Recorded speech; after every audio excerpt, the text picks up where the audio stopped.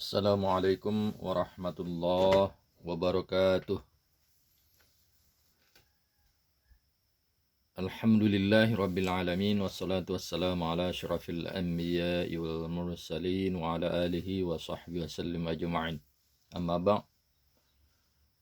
Para pendengar sekalian, khususnya mahasiswa dan mahasiswi saya yang mengambil mata kuliah Filsafat Pendidikan Islam. Dalam kesempatan ini saya akan mencoba sedikit berbicara tentang filsafat pendidikan Islam dari sisi definitifnya, pemahaman sederhananya. Filsafat pendidikan Islam adalah sebuah mata kajian yang sangat penting bagi mereka yang akan menjadi calon guru agama Islam secara khusus. Tentunya tidak terbatas hanya untuk calon guru, karena ini pengetahuan yang sangat penting bagi setiap orang. Bicara tentang filsafat pendidikan Islam, ini ada 3 rangkaian terminologi atau kata-kata yang penuh makna, penuh arti, yakni filsafat, pendidikan, dan Islam. Dalam kesempatan ini saya mau menguraikan maksud sederhana dalam bahasa dan penuturan saya tentang apa itu filsafat, apa pendidikan, apa Islam. Tentu dengan harapan bisa dipahami secara sederhana oleh semua kalangan. Karena kadang ada anggapan belajar filsafat itu sulit, menantang. Iya sih, satu sisi memang butuh keseriusan dan harus banyak membaca, karena harus mempelajari mulai dari zaman Yunani sampai sekarang kontemporer. Nah, oke, mari kita mulai. Yang pertama, filsafat. Saya kira udah dipahami ini, apalagi yang mengambil mata kuliah filsafat pendidikan Islam itu semester 7. Filsafat itu berasal dari bahasa Yunani. Jadi substansinya ini yang penting.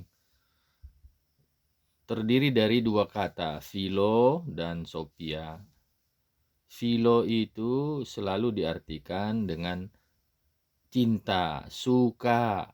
Maknanya sebetulnya ada kecenderungan. Ya, ada kecenderungan kepada apa? Sophia, kebenaran. Sophia itu kebenaran, philo cenderung atau suka atau cinta, sophia kebenaran. Nah, tentunya kebenaran yang bisa dijangkau oleh akal mendalam.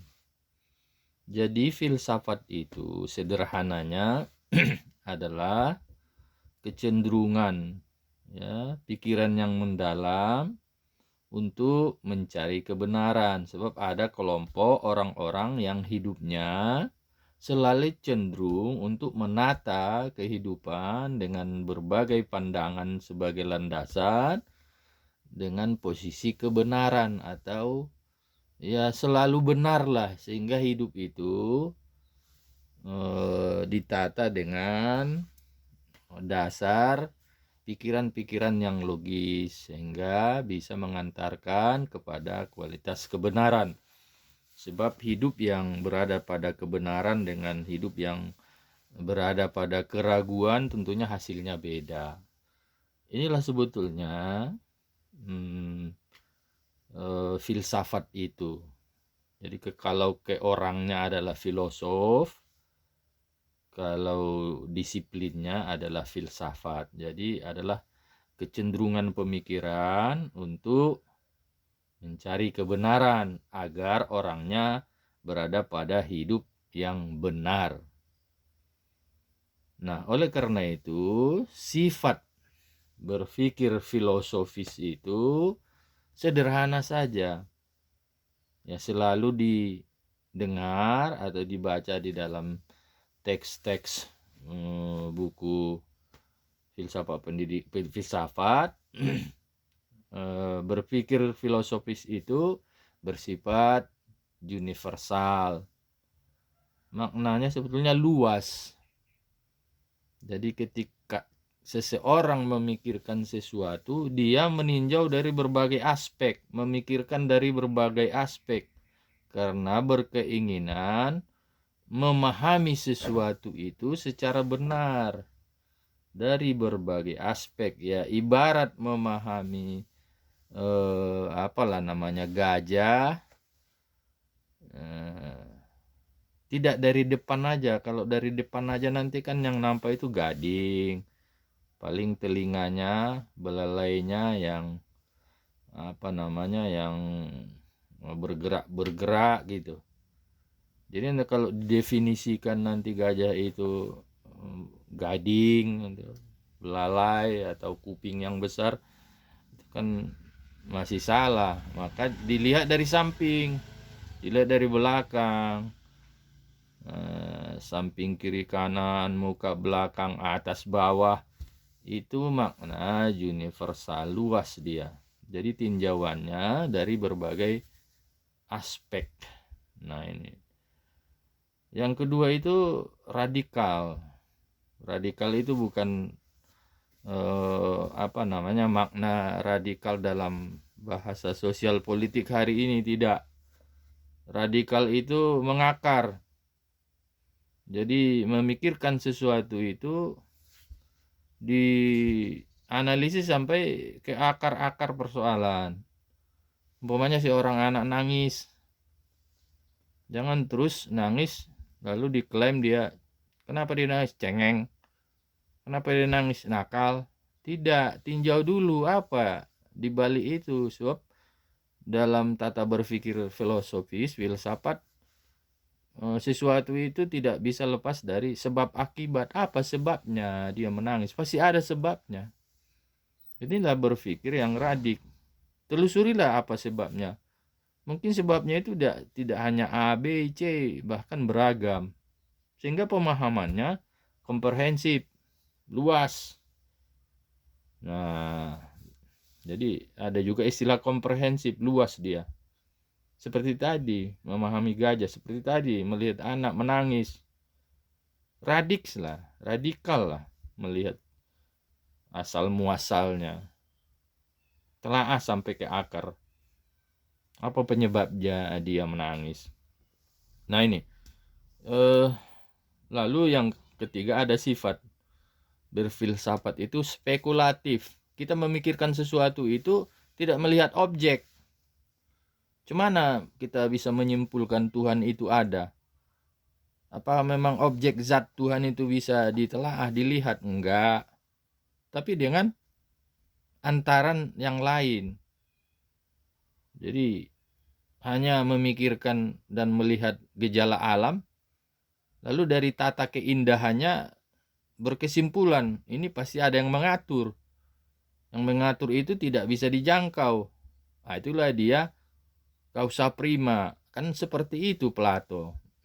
Menunjukkan Tuhan itu ada. Alam ini hanya bayangan. Kan seperti itu Plato. Dengan pikirannya yang spekulatif, radikal, dan universal, dia bisa menyimpulkan Tuhan itu ada. Nah ini. Cuman dia sebut dengan causa prima. Yang menyebabkan pertama. Oke. Sekira ini ya filsafat. Nah, jadi cara-cara berpikir inilah mau digunakan. Selanjutnya pendidikan. Pendidikan itu pun saya kira bagi anak tarbiyah, anak FKIP, ya enggak ada masalah, sudah semacam common sense, sudah semacam pengetahuan umum. Ya, asal disebut pendidikan, ya itu tidak lepas dari proses pemberdayaan. Pemberdayaan siapa? Manusia. Pematangan apa? Ya sikap, ya tindakan, ya pemikiran. Jadi pendidikan itu semacam membantu seseorang untuk bisa berdaya, untuk bisa matang. Malah pendidikan itu selalu juga disebut oleh para ahli pendewasaan. Oleh siapa? Oleh orang yang sudah dewasa, oleh orang yang sudah jaya berdaya, orang yang sudah matang. Jadi kita yang sudah dewasa ini menuntun anak-anak supaya dia bisa menyesuaikan hidup dengan alam lingkungan yang pada akhirnya ini nanti akan jadi orang dewasa, akan jadi orang tua, dan dia bisa adaptif dengan lingkungannya. Ini sebetulnya pengertian pendidikan secara sederhana. Jadi pemberdayaan, pematangan, dan pendewasaan. Ini tidak keluarlah dari aspek-aspek ini. Nah, siapa mau diberdayakan? Itu tentu seperti yang saya bilang tadi, manusia. Kenapa rupanya dengan manusia? Manusia itu dalam berbagai tinjauan baik sains, filsafat, juga agama, dia itu lahir membawa potensi. Dalam Islam ada istilah fitrah, potensi fitrah. Nanti akan diulas, sebab itu bagian materi penting bagi kita. Jadi agama mengatakan, tinjauan sains setelah diteliti, para filosof juga menyimpulkan setiap manusia yang lahir membawa potensi. Potensi ini tidak akan bisa berkembang, tidak akan matang, tidak akan berguna maksimal, berdaya guna kalau tidak diberdayakan, tidak dimatangkan, tidak didewasakan. Nah, jadi ada sumber daya. Nah, jadi potensi itu ada sumber daya, ada daya-daya. Ada kemampuan-kemampuan yang menjadi bibit.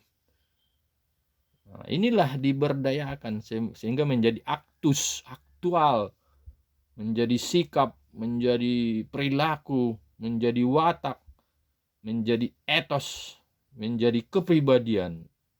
Sehingga dia menjadi adaptif terhadap hidupnya, bahkan bisa memproduksi kepentingan-kepentingan dalam kehidupan ini orang lain umpamanya. Nah, ini jadi para ahli, nah, itu kan yang sudah diberdayakan. Makanya Anda sekolah, Anda kuliah, biar berdaya terus, biar bermanfaat. Nah, inilah dia pendidikan. Lalu yang ketiga, Islam. Ya, Islam itu kan udah kita ketahui, agama, petunjuk, hudan, bantuan Allah kepada manusia supaya ada pegangan hidupnya, supaya ada sistem yang akan dia rujuk, supaya dia ikuti, dia tarafkan dalam kehidupan dia. Jadi Islam itulah ajaran, nilai-nilai, syariat, aturan yang harus dirujuk. Nah, dalam konteks ini, bila kita melihat kepada definisi pertama, kedua, filsafat, pendidikan, nah dirujuklah. Kalau pendidikan ketika memberdayakan manusia menjadi guru agama Islam, ya menjadi guru apapun. Kalau mau koridor Islam, ya dipelajarilah bagaimana mendidik dalam Islam. Di mana dapat? Di hadis, di Al-Quran, di surah Al-Luqman. Bagaimana cerita Luqman? Nah, ini. Dan banyak di dalam Al-Quran itu. Di dalam hadis dipraktekkan oleh Rasulullah. Diriwayatkan Aisyah. Nah, lihatlah buku-buku hadis, kitab-kitab hadis. Ya, Bukhari, Muslim, Nasai, Ibnu Majah, kan banyak itu. Baik. Lalu berpikir juga begitu.